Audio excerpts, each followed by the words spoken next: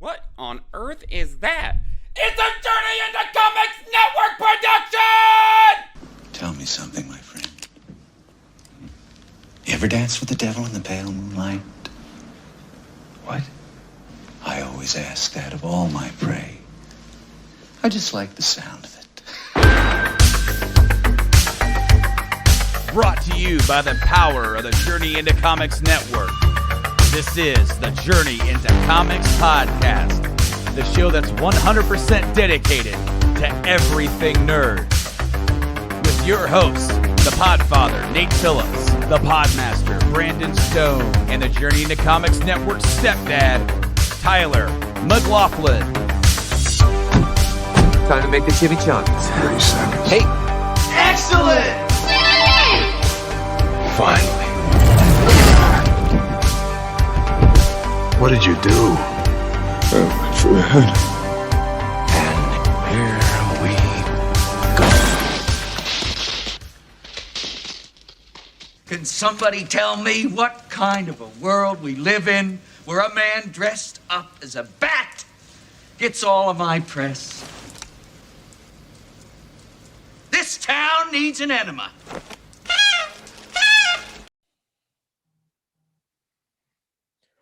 what's up, true believers? Welcome back to another episode of Journey into Comics. Today, it's Journey into Comics 338. I am your host, Nate. Another rhyme. God damn it. I didn't mean it. Happens every 8, and I don't, it's happened a lot. But anyways, today, back on JIC, joining me yet again, he is the pod master of our little shindig we got going on here. Welcome back to the show yet again, Brando. Hey, when week late and $1 short here this week on the show, we took a week off to make sure that we could all be together to discuss the WandaVision finale and series as a whole. So, please, bear with us in that big delay. But it's good to be back here on the show with 338. Last episode should have been titled Oxygen Deprivation because that's exactly what was going on in the room. There was nowhere to breathe. Literally, There was so much laughing. I was hung over the next day. I literally felt sluggish. I was so Lethargic. Dear Lord, I don't know if you heard that, but that the beefs, bro. It's the beefs. Oh, okay. So probably what that was here, let me put clothes on you. That's easy. Anyways, no, it's good to be here. Of course, we got our one and only, the stepdad of the Journey Comics Network. TY is back. Dad's back, kids. Dad is back. Good to be here on the show. We're going to be talking about WandaVision. But before we do, fellas, I got a story. A tale. Oh, bring it. Oh, Bring shit, the tale. Daddy. Well, I'm in the club. If you didn't know. Mm-hmm. If you haven't peeped my social media on my Facebook, or if you're not on my Facebook, at Brandon Games on Instagram, I sometimes post there. I got a PS5. Mm-hmm. I saw. All right. Jelly bellies, babe. I'm jelly bellies. Like everybody will get theirs. Let me tell you the story about how I got the PS5. So, Can I throw something in here real quick? sure, yes. Nate, I want you to jump in here too real quick. Sure. My theory is that Brandon killed a man I think so. to get this PlayStation He because shanked the bitch. I'm saying he walked into Walmart. What was that Denzel Washington movie where Training Day? No, not I'm not talking about pushing somebody's shit in. I'm talking about You don't got mad squabbles? John Q. That's what it is, where he takes control of the hospital. I took control. You're gonna put my son on this donor list to get his heart, and Brandon's like in the back of Walmart, sharpened toothbrush up against a poor clerk's neck. You're going to put me on that PS5 list, or I'm going to shank you. Yes. Unfortunately, sir, he's like, you said too much. Yep. That was very close. Ooh. That was very close. That's actually dangerously close for how accurate that description is. So Walmart was announcing a drop. Of course, they announced their drops pretty much a day in advance, or like if you're following it, follows a bunch of people.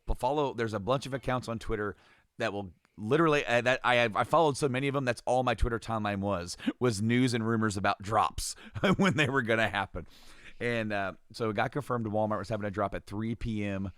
Last Thursday. And I got home I pulled in the driveway at 2:56. Damn. My wife was already primed to try to get one. So I saw a method on Twitter, and this guy said, I've gotten 3 of them this way for my homies. I'm like, well, I want to be a homie, so I'm gonna hook up on this method. He says, when you're gonna do a Walmart drop, first off, use your app on your phone. Don't use the desktop. The app is a little bit faster with the bandwidth for whatever reason. Okay, right at 3 o'clock or 2:59, start refreshing the page until you get the add to cart button. You get that add to cart button, you better be fast, but you're gonna miss it. He's like, odds are you're not getting in. They are gonna go boom that fast. But wait a second. Do not refresh that page. The moment you get an add to cart button, do not refresh it. Just leave it. Just leave it. 10 minutes later, they're going to do another wave. So at 3:09, start hitting add to cart. It's going to say, can't do that. So you hit OK. So then you hit add to cart. It'll say no. You keep going, add OK, add OK, add OK, add OK, add OK, boom, you're in. As soon as you get in there, you better get out quick. Okay? This ain't Already be logged in with your payment method ready. Oh, dude, you better go. I mean, we're not making love. This is the get in and get out. Okay? The quickest quickie. The quickest quickie. So I'm in there. Boom, boom, boom. Go to get my card. It's not there. She said she added the card. What's going on? Wait. Oh, shit. She's got her own card. Click. Shit. The code. Boom, boom, boom. Too late. Out of stock.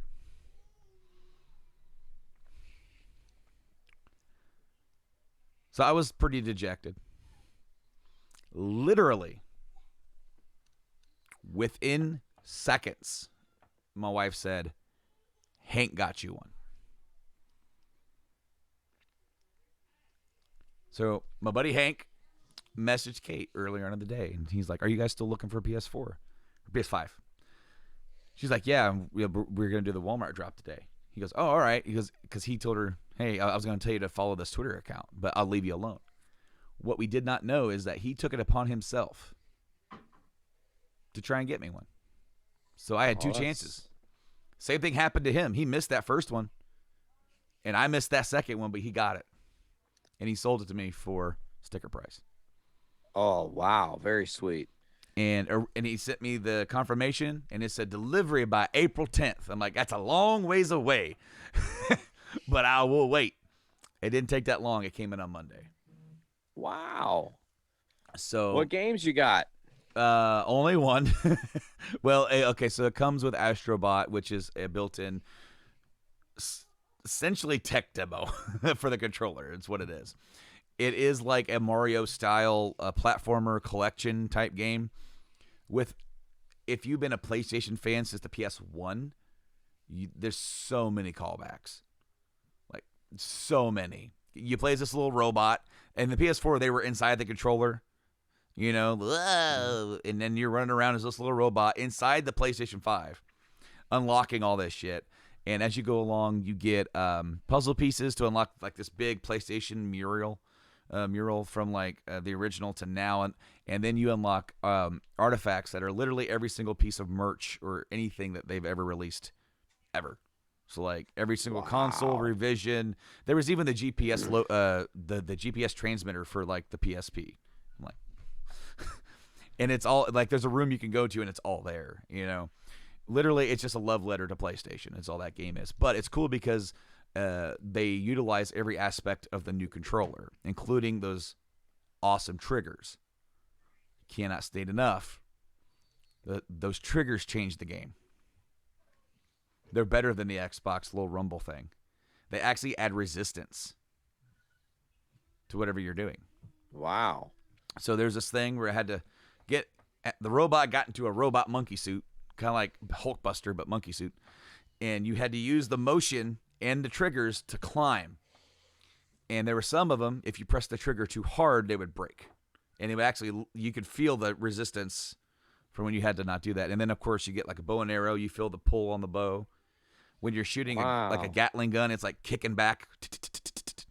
Really neat. Really cool stuff. So I also got Miles Morales, and I'm going to finish up. I never finished the DLC for Spider-Man for the first one. So I was doing that. And it looks fucking fantastic. It looks amazing. I was running Spider-Man on performance ray tracing mode. So it's like 4K, not locked at 60, but it has ray tracing. And literally it would only really dip when there's so much going on. But it bounced back so fast that it's not noticeable, you know. To bounce down from 60 to like high 40s and back up real fast, you're not going to notice that because, like, especially when you're in motion. The only time that I notice frame rate drop is when I'm playing in a game that's at 30 and it drops down into like below 20, right? For sure. So I got to come home early on Monday. Work was like, get the fuck out of here. And I'm like, bye. So I got to be home early and pick up the console, literally right when it came in. Over the weekend, I'd ordered a second controller and Spider-Man, and it came in on Tuesday. Work was canceled on Tuesday. Work was canceled on Wednesday. Man, you couldn't have planned this better, right? So, Nate, you and I were supposed to do a podcast on Wednesday. You were feeling under the weather. I said, don't worry about it. You rest up. Because it's your day off, right? And it was because you had that PlayStation. You're like, oh. I was already set up and ready to go. Oh, nice. But, Joe was worried that we'd be angry at him because he made a decision. But literally, you're like, I'm sick. I'm like, all right, we can't start till later. I have to cook dinner later. Nate, let me tell you this. Me cooking dinner didn't happen. You was gaming too much. My 4K TV broke. What? Yeah. This is my eyes right now. What? Yeah. Hi, Ruby. Hi, Ruby. So, gotta ask, what happened? Well, so what I was going to do at that time that we were not going to be podcasting was podcasting. I was going to record a podcast for Game Addicts. Literally in the afternoon, I really can't play games after the baby's up anyway, because if he gets too bored, he starts getting into shit. And he starts getting into shit, it's trouble. Because then, you heard him screaming when he's getting his clothes changed. When you try to redirect him from, like, trying not to kill himself, he gets angry at you, screeching in your face, trying to slap you in the face. That's difficult when you're trying to protect a child from himself. Yeah. So literally, I was going to take advantage of, it was like 1 o'clock in the afternoon. And I was just playing Spider-Man, and the TV turned off. And then it turned back on, and it turned off. Turned back on, and then it turned off. Turned back on, and then it turned off. That's all it does now, by the way. So instantly trying to troubleshoot this TV. And tried the basic shit, unplug it, wait, plug it back in, the same shit. And in fact, the moment you plug it in, it powers up, shuts back down. It just boot cycle. It's like stuck in a boot loop. So we had to put the old TV back up, and I bought this TV in November of 2019, so it's just out of warranty.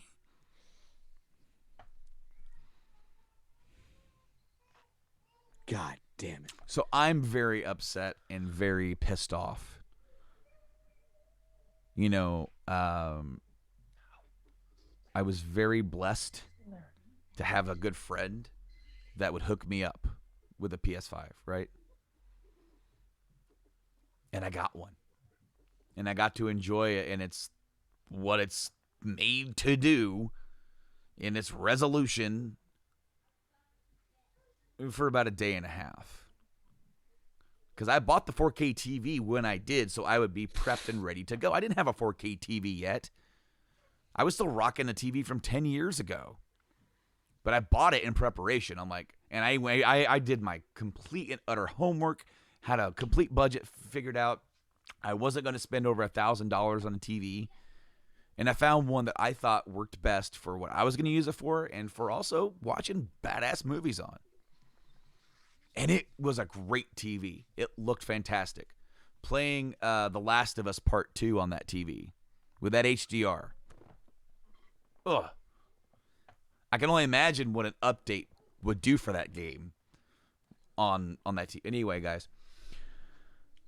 Trying to figure out what the problem was, and literally, if you ever try to troubleshoot a TV, it can be so many different things.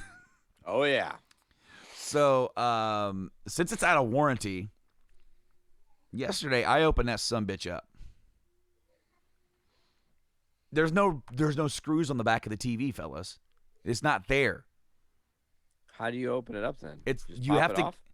it's like a cell phone, and you have to get in between the crevices. Except I didn't have the proper tool for it, so I went and borrowed one of Wyatt's brick breakers from his Lego set. Yes, those are great. The orange brick breaker is great. I completely ravaged his brick breaker to get into this thing. But I got in, and thankfully, there was a YouTube channel with this dude.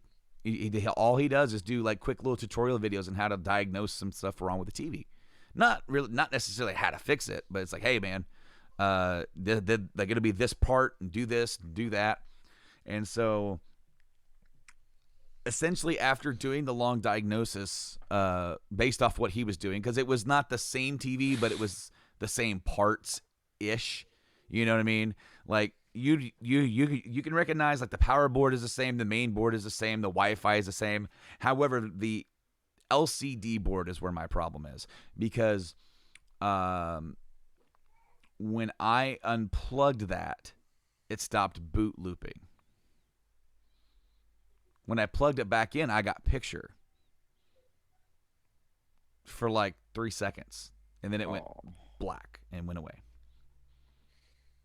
And then started boot looping. So I have a bad LCD board. The problem is I can't figure out how to get to this. Like, okay, so these boards are on, and you open up the back of the TV, they're right there on the back. This thing is underneath the metal RF shielding, essentially, because it's connected straight to the screen and the LED strips. And it's like two long, almost the length of the TV, PCB boards. So I can't figure out how to get in there yet, and I don't know how much that part will be, and I can't even guarantee if I bought that part and replaced it myself if it would fix the issue. You could just open up a whole new can of worms. And if I pay somebody else to do it, I might as well just buy a new fucking TV. At that point, maybe a lesser quality TV, like not the $800 that I spent on this one, which I'm still pretty. $800 now is a different, better TV than it was 2 years ago. Actually, it's the same damn price. That model's the same fucking price. Wow, really? Mm-hmm.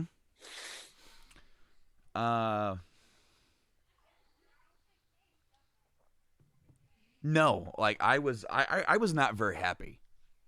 I mean, it's only a TV. So, is that first world problems? Absolutely. I'll admit that. You know, not everybody has money to buy a new TV. I don't have money to buy a new TV, but I'm about to.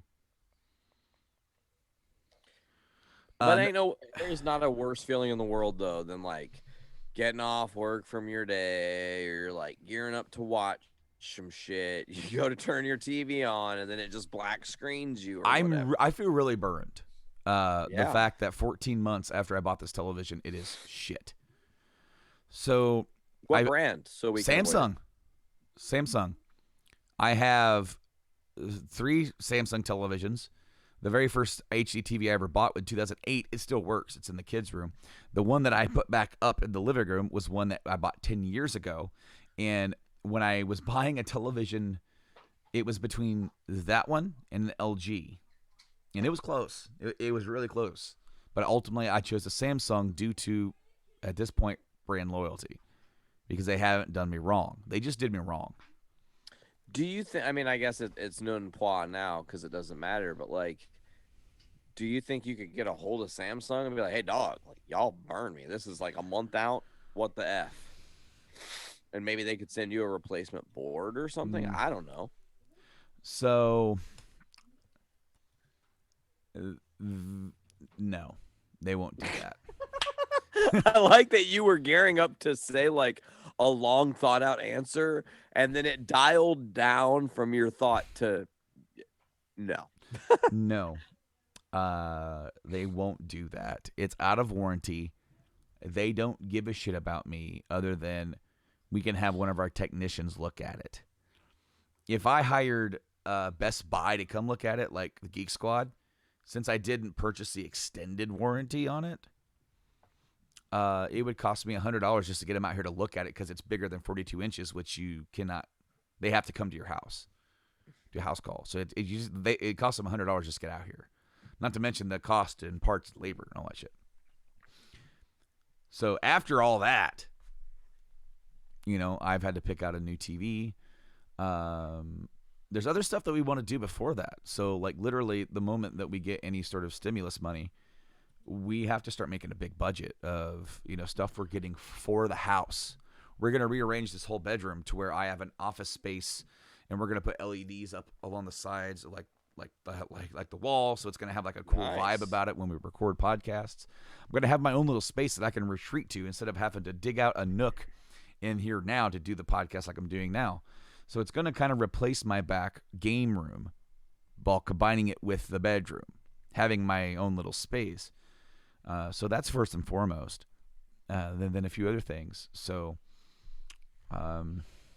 no, as awesome as it is, like I felt like within a few days, I just felt like as like happy as a kid on Christmas, and then just got kicked in the dick. The worst part is that when it happened, I didn't know why. I was just sitting there playing. I'm just sitting there chilling. Playing a little bit, thinking, okay, baby's going to wake up in probably like 45 minutes to an hour. I have a little bit to play. Then I'll gear up and go do my podcast. And then I'm like, the fuck? And I thought I hit the button on the remote. And it wouldn't. I tried everything. And then what I do appreciate is people like the dude on that YouTube channel. Doing the good work of people out there. Because with his help, number one, it was a heck of an issue just to get the TV open. Here I am in my game room with a pack and play where a kid sleeps, and there's only so much room in there with a 55-inch TV, and I'm in there trying to pop open the back of this thing, trying to get my fingers underneath, rip my fingernails off my my finger. I'm trying to get in there. I finally get it open, and just to see, is it the power board? No, it isn't the power board. One by one. So the plan is now to get a new TV, but later, a little bit later, much later even. I don't care when. I'm going to try and fix that TV. If I've dialed it down to possibly being the LCD board, if I can figure out what parts I need, and if they're not astronomically expensive to buy, Might as well go for it. Like, say if they cost me like $70. $70 fixes my $800 TV. $800 gets me a new $800 TV. I'm only going to spend I'm not going to spend another $800. I can't do that. And I can't justify that to myself after being burned like this. Totally. I understand that these things happen. And that's just the way of the world. Here's kind of a man, it's a question that doesn't make me feel good, but a situation like this is obviously awful. I've bitched about it in the past. it's weird to think about, but what is the bigger lesson here? I guess, was it a mistake to spend $800 on a TV, or was it a mistake to not spend 50 or 75 bucks, whatever it is, on the extended warranty?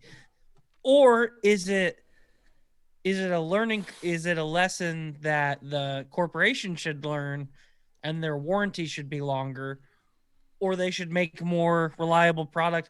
It's a whole like compounding rabbit hole that you can go down. Obviously it's awful and that sucks. No, and you're absolutely right. I should have purchased the extra warranty. But should you have to, Right. So when I purchased this next one, my gracious wife, who obviously has her own thought process about the whole thing of like, and I completely understand this, like, you have televisions. And I'm like, I know I have televisions. We're gracious Not enough. 4K. I'm gracious enough to have televisions. But here's the I didn't tell her this, and I know she doesn't listen to this podcast, so she's not going to hear this. No, I would tell her, but it never came up. It's like getting a badass engine for a Mustang, but for whatever reason, your Mustang will no longer hold this engine. Something underneath that chassis will not, it broke, and you have to get a whole new body, a whole new Mustang body. And she's like, but you have an Impala. Put that engine in your Impala. I don't want to put it in my goddamn fucking Impala. Okay? And she's like, put it in the Pinto. You're like, shut up. I'm like, leave. Get out of here now. No. But no, guys. Take a minute when you're going to make a big purchase. And think about what for example, I bought this television through Best Buy. They offer Geek Squad protection for, I believe it's like $60, $70 for 2 years, $100 for 5 years, right?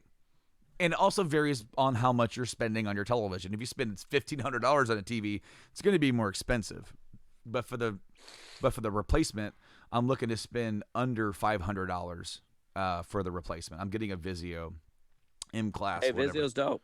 I did my homework between it and it was going to be between it and a Sony model around the same price point, because I didn't feel like spending another $800, right? Like I can justify maybe spending another $5 and then getting a warranty on it. And because then my thought process is like, okay, I get this new TV. It'll satiate what I want, I guess. But the hope is I can fix the other one. I'm not a guy who has extensive knowledge in soldering, but you shouldn't need to. From what I've seen, you should be able to get the new shit in there, hook it up to your LED strips, and hook that up with your ribbon cable that goes into your main board. So, and then the main board, yeah. So like, it should work.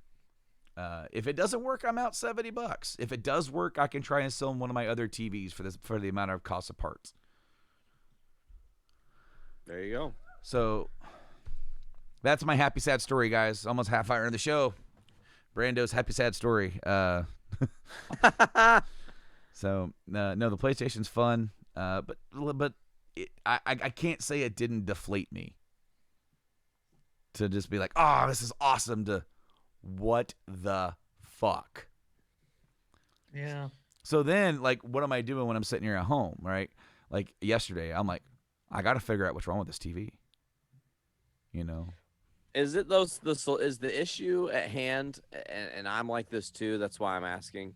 For me, when I'm in that situation, I have to fix the TV, not necessarily because of anything other than the fact that the TV is the thing that makes the thing that I really am excited about work. And now I can't work the thing I'm really excited about. And if I put it on another TV, sure, the experience is nice and it's cool to play the games and stuff, but it does not look as good. I think for me, that is part of it, but it's the principle of the matter. I shouldn't have to be right now be replacing a TV that I bought in November of 2019. That's big dumb. I shouldn't have to be doing that. But I am. And I'm trying to make the best of it.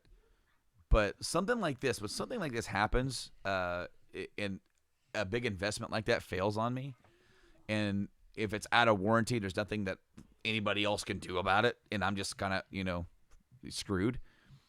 I become kind of obsessive in my own mind, and and that's a flaw in me. I become obsessive in trying to figure out if I can solve the problem myself. Thankfully, I'm not a guy who can sit here and like solder like PCB boards, but I'm a guy who can crack open something and try to troubleshoot. And I've opened up enough systems. I opened up the PS4. I worked on my own PS4. I had to. I actually had to replace the entire power supply in my base PS4. Like, that's something that I've done. It wasn't that hard. So, the hardest thing about that TV was getting into the damn thing. It was so hard. And I really hope nobody else has to go through that. But no, I just wanted to share that story with you guys because, upon further inspection, the Geek Squad policy would probably fix my problem. Would it fix it if I just picked up my phone and threw it at my TV and broke it? No. Probably not. But if I have a component in the TV that quit working on me like that, because I paid for that, if I did, they would come out and replace it for me. So the next TV that I buy, one of the reasons I picked the model that I picked, being a little bit cheaper than the other one, is so I could tack on the extra $100 to get the 5-year warranty. Yeah. Because if I buy this motherfucker and it fails me after 5 years and 1 day, which I know it will now that I've said it and have willed it into existence, at least then I can, you know what? I had 5 years instead of 14 months. That's true. In 5 years, my oldest, he's going to be 10. He's going to be like, Dad, remember when our TV broke? And I'll be like, why do you remember this stuff? Don't talk to me about it. I'm already pissed off enough about the goddamn TV that I still can't fix. He was asking, okay, so I don't have the original remote for the old TV. I have an old Xfinity remote that I stole when we didn't give it back. But it works to turn the TV on and turn volume up and down and mute. That's all I needed to do on that old TV. Back to the functionality of things. It has so many more buttons than the Samsung remote because it was so simple. He's like, what is that button? Why is there an A, B, C, and D button? Why is this? What does this do? I'm like, leave me alone, child. Why with the questions? Quit talking to me. But speaking of questions, I have to ask, and I'm going to start with Nate. What did you think of the finale of WandaVision? Man, I think that's a pretty loaded question because to say what I thought about the series finale, I in some ways also have to tell you how I felt about the entire series. So to briefly summarize that thought, because I know we don't want to sit here all day and all night about my opinion of the show. I think this is very, very brave TV. I think that to make a series that is so well done while also leaving fans wanting more, which is what you want in anything, in music or in art, you always got to leave the person who is enjoying it wanting more, because if you fulfill them with everything, they will not come back. It's just a fact of life. Why buy the cow when you can get the milk for free, as they say, So as far as the finale, I thought it wrapped up everything beautifully, and it really put a nice bow on this series. I thought that, some questions we had were properly answered. I think that there are more questions now than before we saw the finale based on what we don't know, how things spin out of this as well. I think that if this is the benchmark as of right now for Disney's Marvel television shows, we have nothing but awesomeness to come, and that we're going to really be having fun discussions talking about Falcon and Winter Soldier. Definitely when Loki comes around, if this is their benchmark, we have awesome stuff to come for sure. I feel very, very confident in saying all the things they have on their docket in the very near future are going to be bangers for sure. What about you, T.Y.? Man, what? I since, and I watched the finale, actually a few days after you guys did, and that was part of the reason why we waited a week to record the show and whatnot. So I've had, especially the last couple of days, a lot of, I guess, just like different little tidbits of time where I was just thinking about WandaVision, which is one of the first things that I wanted to talk about, because how surprising of a show was this? It defied a lot of, I guess it defied a lot of known formulas of what makes a TV series successful, let alone like a new TV series successful. But they did it at the same time. They went through every successful genre of mainstream television, in the last 70 years, and they picked like every little like finite detail that made all of them successful, and think about how many theories just the three of us had about different characters, and based on their history, and this story's going to go this way, and this plot line's going to go this, and this is why this is going to be relevant, and we were wrong on all of it. which collectively I've seen a shit ton of memes since the finale that are like, let's discuss all of our fan theories that never went true, and that never became true. What a fantastic show, just overall. I mean, I don't know, total underdog of a series, I think. I'm not super jazzed and excited to watch Falcon and the Winter Soldier. It's going to be like a buddy cop movie, and there's obviously nothing wrong with that.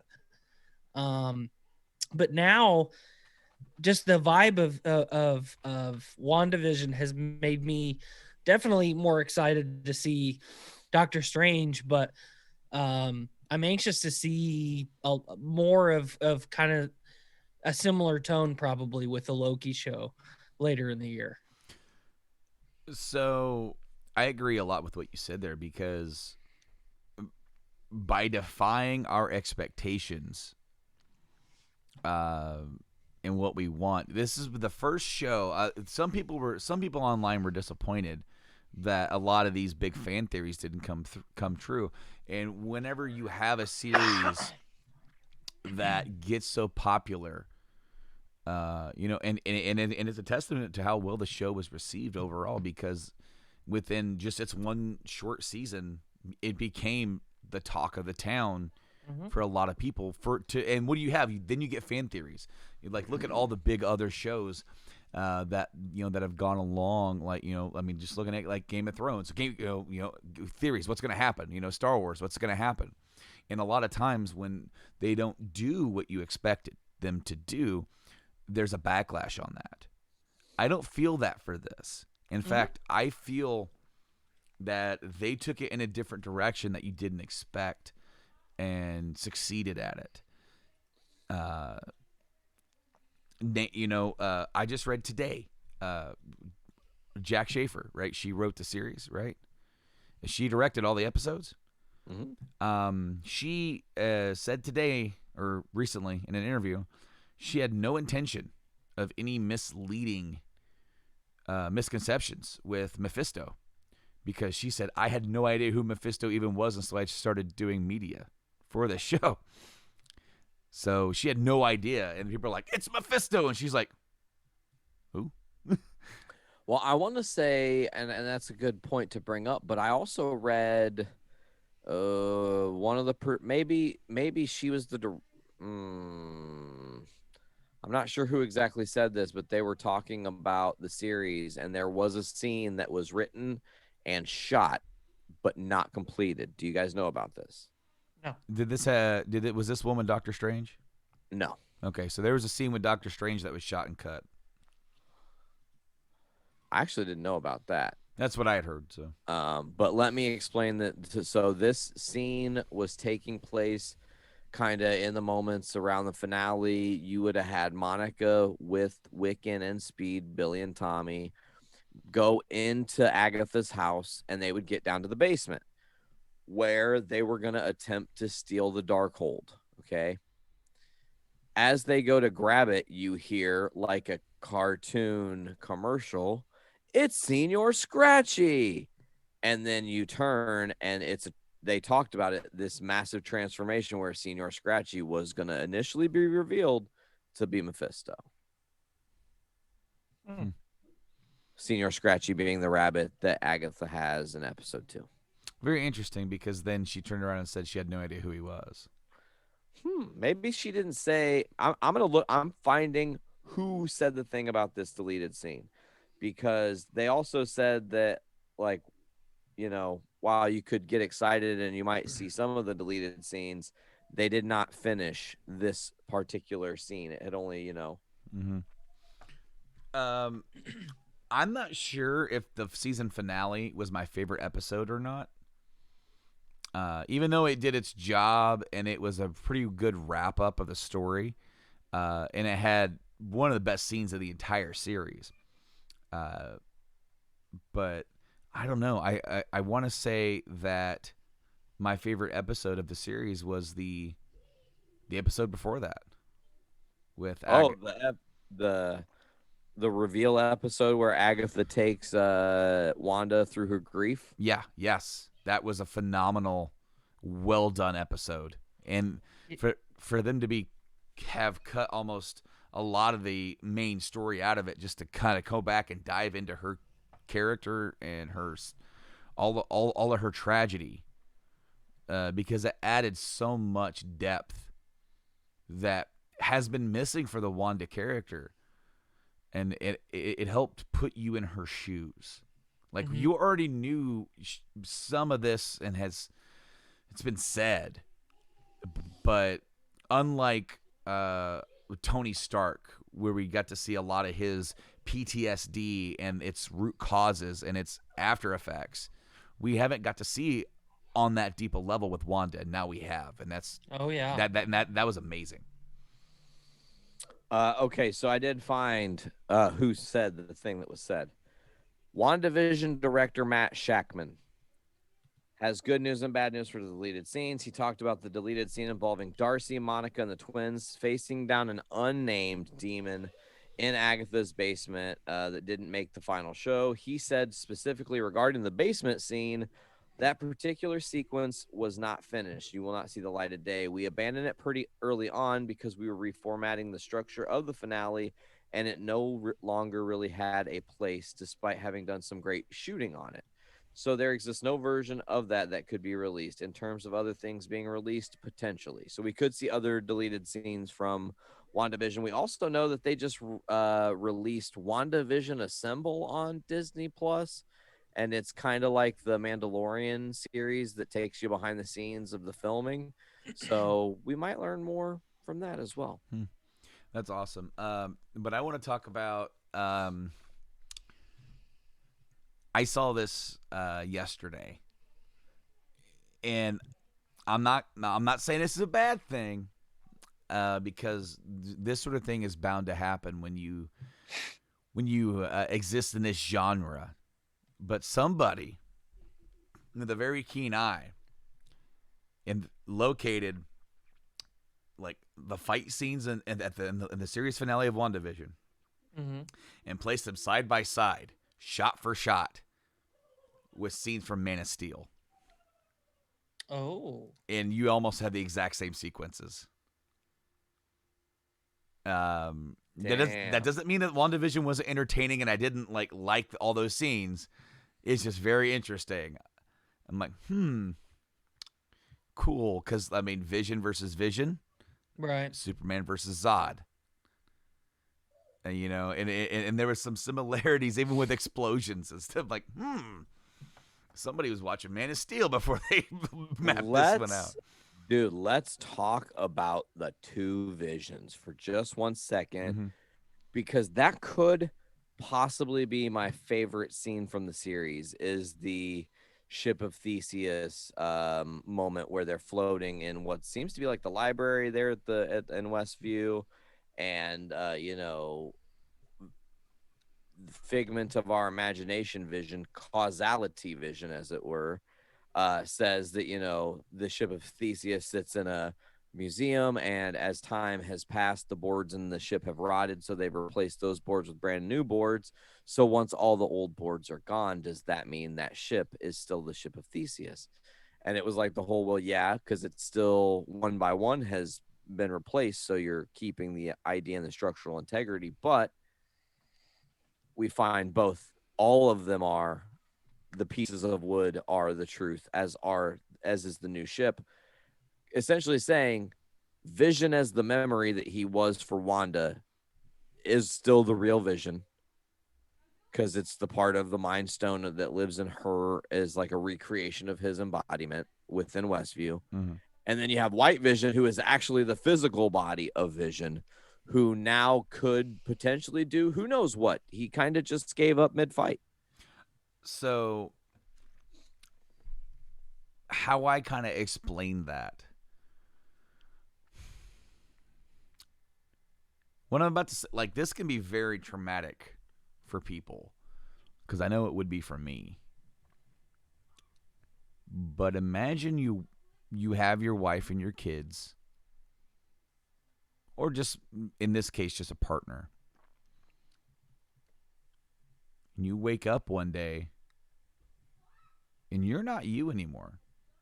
You remember you, but you no longer have any physical or emotional attachment to the person who you used to. Then you remember it, but you don't feel that anymore. We as people can go through this kind of change. It's very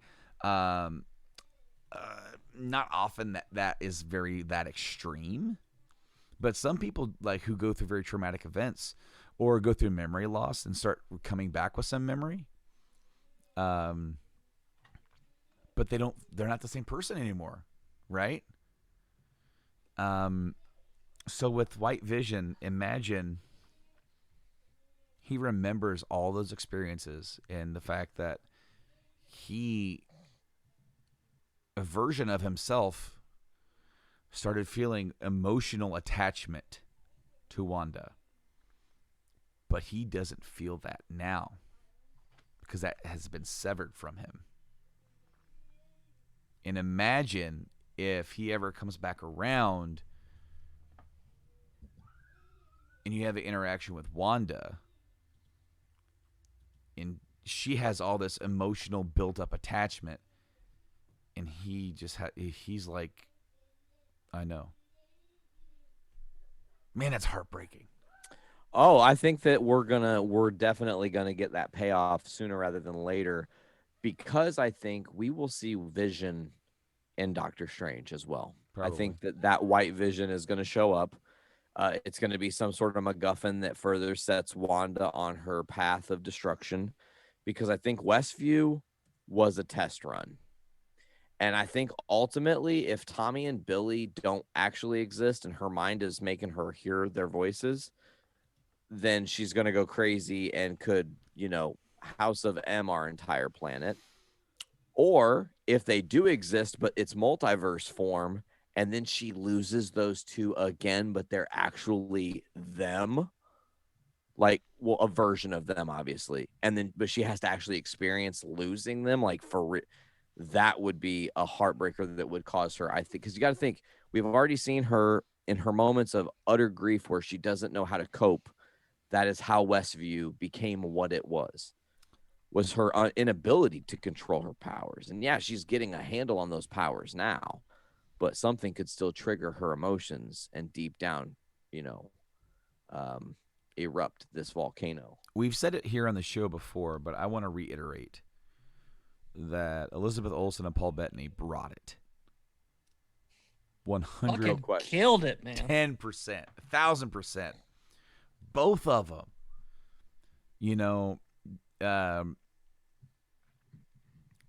my two favorite scenes involve both of them. And my favorite scene, two favorite scenes. Well, the first one was in the episode before, trekking back through the path, and how she would dive into these sitcoms as a way of escape. It's what they used to do as a family. And she's dealing with her grief, and he says, "But what is grief but not love persevering?" God, it's such a good line. Such a good line. Damn it. Like, how is this machine such a fucking philosopher? You know? He does, in fact, have all of Earth's philosophy in his brain. I mean, you got to think he does have the entirety of the internet in his existence. He did literally. Are you telling me Ultron. that Vision is just Ask Jeeves made real? Yeah. Yes. Yeah. Yes. Bro, AI Bro. Jeeves. bro, you want to talk about like powerful emotional scenes? Elizabeth Olsen, thanks for choosing me to be your mom. Oh. Fucking mic drop. It's like, oh goodness. I felt that in my loins. The scene. God, as a parent, it's Yeah. fucking crushing. Oh, yeah. Oh, dude, them putting them to bed, and then them going into the living room, and we get to witness them say have another farewell. Right? Just like we did in Endgame. It was so traumatic. It was ripped from them, but this time it feels different. It's on their terms. You know? So I just realized something. Go ahead. That everybody on the internet's overlooking. This will probably be the hot new fucking thing next week, because you guys know how that works. Every time we say something here first, all of a sudden Comic Book is reporting that JoeSchmo.com, not us, JoeSchmo.com reported this thing. What is no one thinking about whatsoever with what happened with those kids that we should by default be trained to know? Well, at least Wiccan can hear his parents' thoughts. Speed has super speed, okay? And we never see the kids blipped away or the red stuff hit them and disappear them. We don't see them in the room. When you leave the room, it becomes about Wanda and Vision. But then at the post-credit 2 scene, we hear Billy, "Mom, help." So just now hearing you guys talk about the crushing moment, and I was just thinking about it, like, wouldn't that just be so clever though? Wiccan is like, I hear what's happening. We're in trouble, Billy. Something bad is happening. Mom and Dad are lying to us. We've got to find a way out, and you're fast enough to do it. And we never saw those two. And that's how we hear him in the thing. It's not an embodiment of her imagination or a multiverse thing. It could be the multiverse for real. Maybe that's where they escaped to, because that's all they knew how to do. But I don't think the kids were brought in to just also kill them in the series. I think there's long-term plans for them, especially considering Wiccan and Speed are humongous building block pillars of the Young Avengers.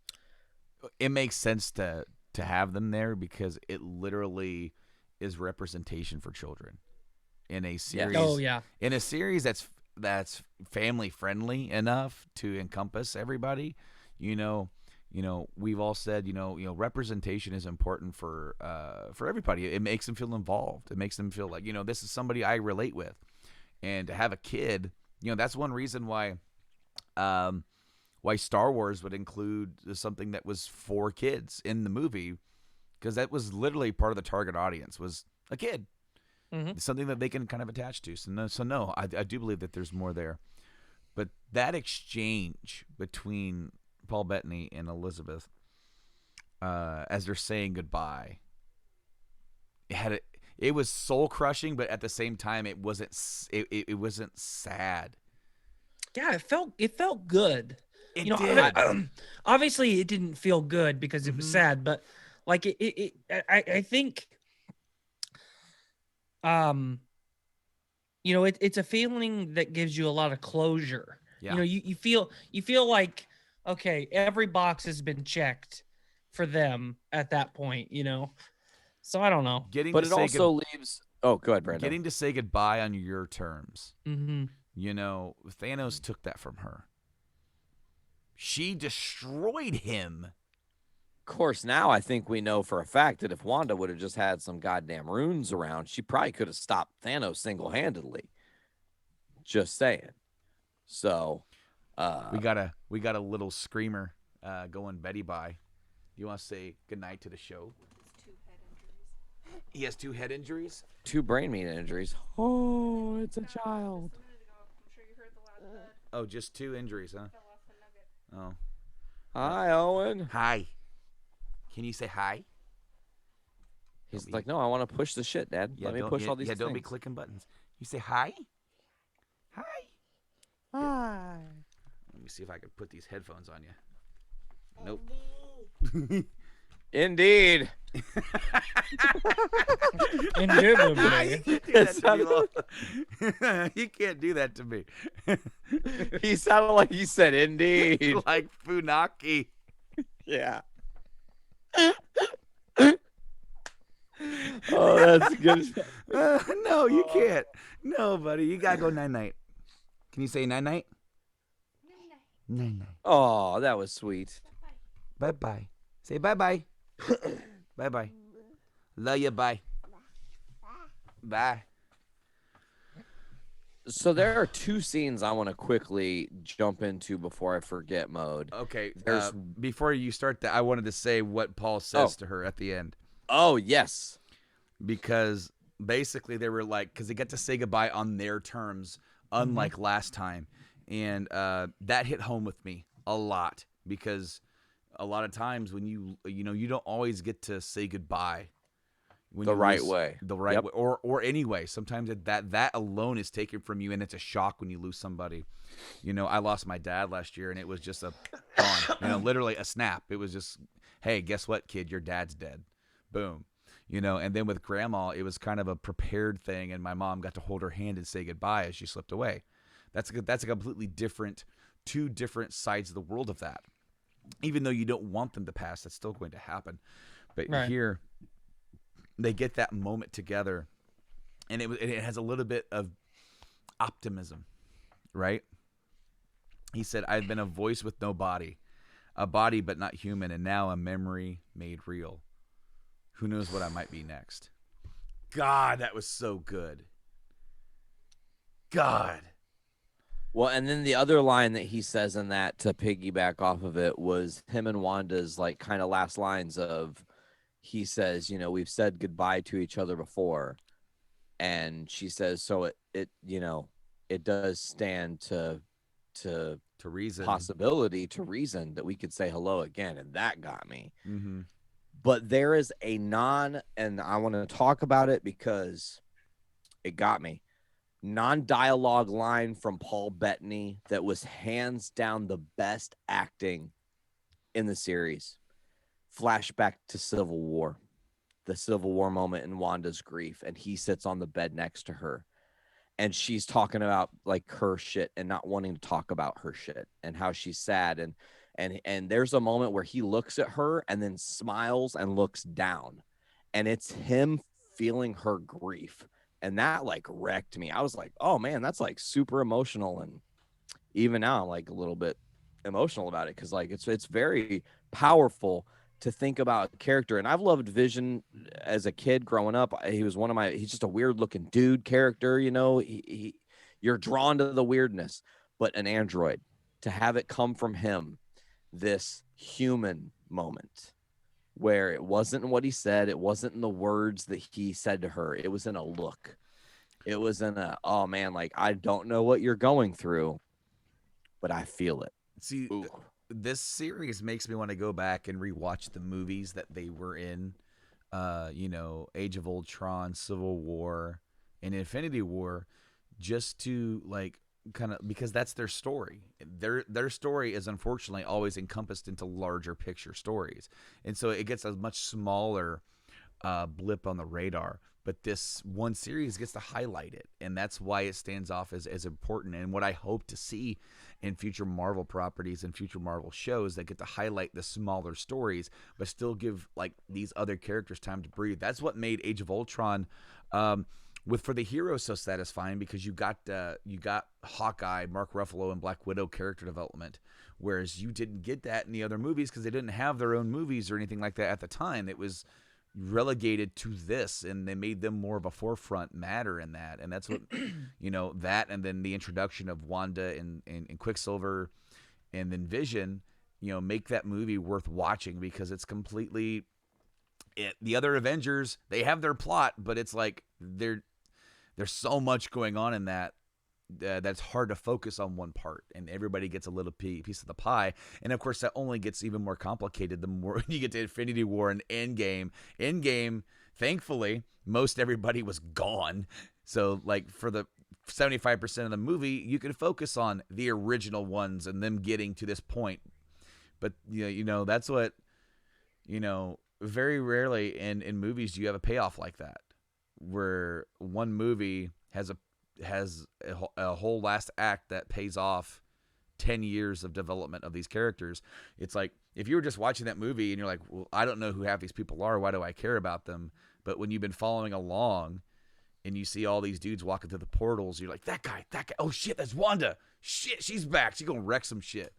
You start like geeking out about all that stuff. And I can't wait to see what's on a deeper level with Falcon Winter Soldier. I do expect this to be more action based and more of an action movie type deal, but there's going to be a lot of other things kind of going on in the background as well, and I'm excited because there's things that with these two characters, just like WandaVision, they're mostly relegated to side little stories. Other than Winter Soldier, he's obviously had a big part, and he had a big part in Civil War too, but you never had a story focus on just them to be able to dive into what makes these characters tick at this point and what has happened to them in their past that have led them completely here. We could get new revelations. We could get brand new trajectories. And obviously, I think a part of the story is coming into grips or coming into what's to be, coming onto your mantle that has been passed to you. Are you worthy of it? Right? And I'm excited to see that story play out. Definitely. We should also talk about a couple loose end things that definitely are buzzing. Mm-hmm. Monica Rambeau, her trajectory. Photon, bro. Pretty cool. Yeah. Photon. Well, actually, I think she's going to be Spectrum. Just based on how her powers are working, I think she's more in the Spectrum zone. They called her mom Photon. But maybe since that was just like an Easter egg name, she'll actually take Photon as her first mantle, like to honor her mom. That would be really cool. But obviously her story is feeding right into Captain Marvel 2, where we're going to get right back to business. The Kree-Skrull War is probably on the precipice. That movie will spawn out and into Secret Invasion. And then also Ralph Boner. So we know the Darkhold is what caused Ralph to be able to mimic Quicksilver's powers. What we don't know or can't, as of right now, as fans who are witnessing this express, is how Evan Peters, who we know as a different Quicksilver, is going to only be Ralph Boner and not a bigger plotted thing. I think this is a small red herring, because it seems obvious, he's Quicksilver, we're bringing him back as Quicksilver, and maybe he is going to inevitably be a Quicksilver. I don't think that the Ralph Boner we saw in Westview has any of those abilities, though. I think he's just a dude who happens to look like Evan Peters, which, of course, Evan Peters playing him, so of course he does.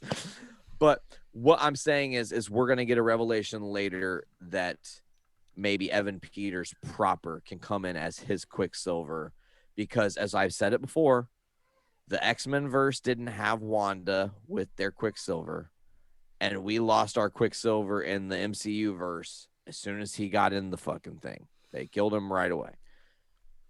I read something that's so we're going back into fan theory thing that, and this series proved that all of them are wrong. So this is also probably wrong. Sure. But it was that Evan Peters' character is the guy who was placed in this town under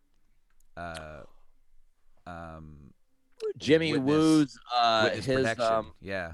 the guy who he thought went missing, but Which the whole is town went why missing. when Monica says boner, he goes, "Heh, boner." He just laughs at his own name. and we kind of because it's not his name. Oh, dude, I don't that's know. amazing. I don't know. But that then, would be a but great. wouldn't Jimmy then go, "Oh wow, Pietro, he's right there. That's strange." But of course, no, because you know what? Actually, the Quicksilver from the X-Men verse was not Pietro. He was Peter. Yeah. So he could be Peter. Oh, ooh, and some more ooh. This, the possibilities are endless. You guys, here's a crazy other thing let's talk about. I think if my math is correct me if I'm wrong, next JIC is going to be massive. And here's why. Next week, well, this week, today's Monday, folks, so it's coming very soon. Zack Snyder's Justice League. Boof. Oh man, 4 hours. We're not gonna get that all watched by the time we record a podcast. Maybe, but also in that same week, the first episode of Falcon and Winter Soldier. Yeah. It's a very, very packed March we're jumping into right now. Yeah, don't be surprised if the Justice League Snyder Cut breakdown is the week after that. Totally. I'm just saying fans are going to be hyped and we're going to, be able to start dissecting the real vision of this movie. Which is Bro, the real I'm hyped. for which is fucking the Justice real League. vision then, Nate? The white one. Well, I mean, because if you have if you have Are you going to ship it?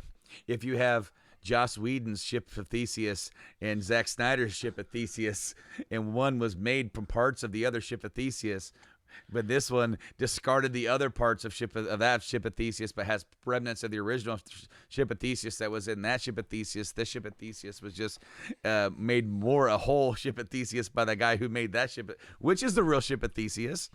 This is the thesis of the Ship of Theseus. I want my head to explode. You're welcome. I'm excited to watch it simply because I'm excited for Zach. I'll be honest. When does that come out, actually? The 15th? The 18th.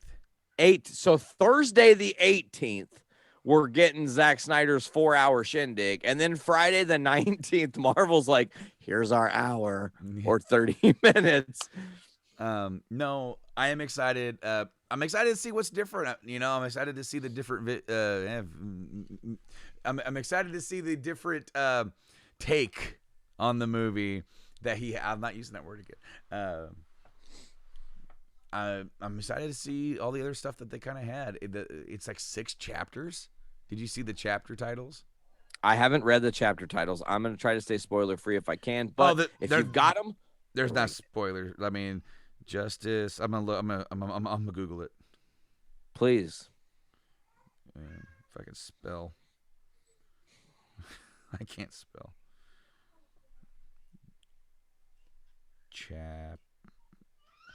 Not only cannot spell, I can't talk and I can't type.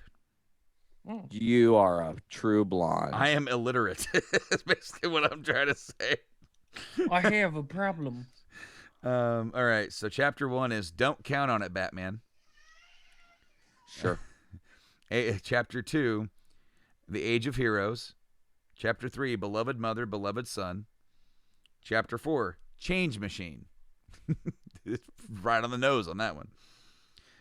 Chapter 5, I like this. All the King's Horses. Ooh. Nice little chapter. And then the last chapter is Something Darker. Oh, tease his dark side, bro. Something darker. Come on. I know. I'm hoping it does well, and I'm hoping that people like it, because if it does well and a lot of people watch it and people like it, even though Zack Snyder's like, yeah, I'm done, they might do something more. And if this was supposed to be like the part 2 of like this build up or whatever, because you have Man of Steel, BVS, this one, and then possibly another part that, I hope he gets to make it. Dude, they are green lighting and throwing money at everything else. Why not? I think that the critical acclaim of the Snyder Cut will determine whether we get a Justice League 2 directed by Zack Snyder. I agree. To say, I think they're already in talks. I think that if he did not have a beautiful vision that HBO was not 100% behind, we would not be where we are right now. Sure. I also think that with them pumping stuff out, we haven't even really talked about it. Justice is Gray. We're going to have an alternate version of this. I don't know when it's going to come out, if it'll come out the same day or not, but we'll have a gray variation of the movie that's like monochrome, which is pretty cool. Yeah, it's all black and white. This is coming to theaters in some fashion at some point. And he said when it does, it'll have an intermission, obviously, 4-hour long movie. And as well, it's also coming to physical release as well. I wonder if that intermission will happen in a flash. Dude, I'll tell you right now, when it gets released in theaters, I'm going. We should plan to do that. Mm-hmm. I'm about that cheese. But, guys, I thought, just to wrap a bow on it, WandaVision, awesome. We've got big shit coming down the pipe soon. Do we want to talk about anything else, dive into anything else, or riff on any other things before we dip skadoodle? Well, I just wanted to say, as far as WandaVision, Skylar and I were having a discussion about it like 2 or 3 weeks ago because Skylar got very invested in the show. She's always enjoyed Wanda as a character, so it was kind of like, it was fan service for her, basically. But I was telling her, and obviously I've said this multiple times now, but like how surprised I was, like how surprising it is how much I've enjoyed the show. I was, I guess, I expected my expectations is what I was trying to say. My expectation of all of these Disney Plus shows were that it was going to be one season just to take place in between movies. Cause obviously we've talked at length about how they can't afford, and obviously there's not enough time to crank out like 6 to 8 movies a year. Obviously they can't do that. Using these shows as your intermission filler from major film to major film, what a fucking bang for your buck business decision that was. But I never expected to want more than one season. If they announce tomorrow that they're filming season 2 of WandaVision, I absolutely, especially with how great the ending of this series was, I have nothing but incentive to watch another season. And it kind of makes me hopeful for the continuation of these shows if they can somehow continue to weave them into future stories. Absolutely, because you're going to start seeing other characters from other shows that they're going to introduce. I do want to say Kamala Khan's going to be in Captain Marvel 2, or the rumor, Definitely. Rambeau is going to be in Captain Marvel 2, and these characters could also crop up in Doctor Strange. There's stuff going on over there. And, Spider-Man. Yeah, exactly. And then there's going to be, there's Moon Knight. What's going to happen with Moon Knight? Like, when's he going to crop up and kind of tag along? How cool would it be? There was that report that we had about Spider-Man that, Charlie Cox came around and did a thing. What if they kind of do a soft reboot of the character? Well, with him still playing the character, and we get a MCU series on Disney, maybe you don't go rated R with it, and you kind of dial it back down a little bit, which can be done, and because they've shown they don't have to. The appeal of Daredevil was that it was so visceral, that it was so dark and gritty and violent.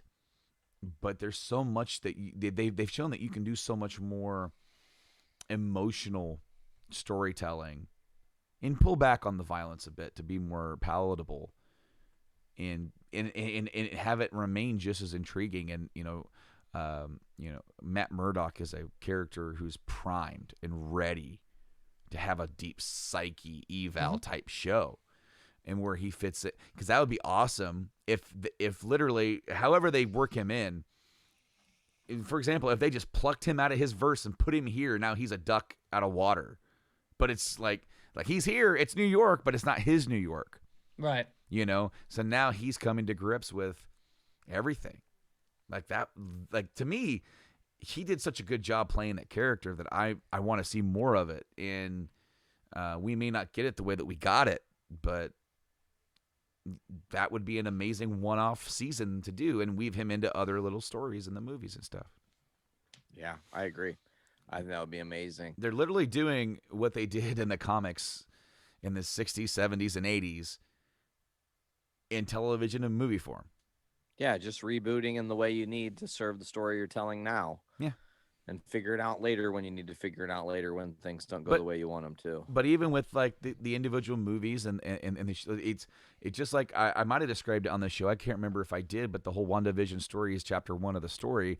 Check out the next part of this chapter in Amazing Spider-Man number 336. And then you go to that movie and it's like, hey, we had a great ride here for 4 issues. Go check out the finale of this story in Doctor Strange number 125. And then you're going to get the last 4 issues there. So it encourages you to go across these different platforms and across the streams of these different. Now, you never would have bought a Doctor Strange book. You're like, I don't really get this, but this was awesome. I got to go read the other Doctor Strange stories. So now they've hooked you and you're spending more money. That's what they're doing here. I think one thing to add real quick here too is, utilizing that formula from the days of past of the height of comic books. Now it's not just a sound like business strategy, but it's almost a commitment to high quality, because they can't just produce like less than stellar At this point, it damages their brand. Exactly. Yeah. So, to continue to write complex narratives like this, it's a good indication of what the quality of this upcoming phase is going to be. Yeah, and the only problem is that when you're producing so much, you're bound to have something not stick the landing. But it also should be poignant to say, like, just because one of these movies or shows doesn't quite stick the landing and isn't as good as something prior, it doesn't mean that it's reflective of the entire narrative as a whole.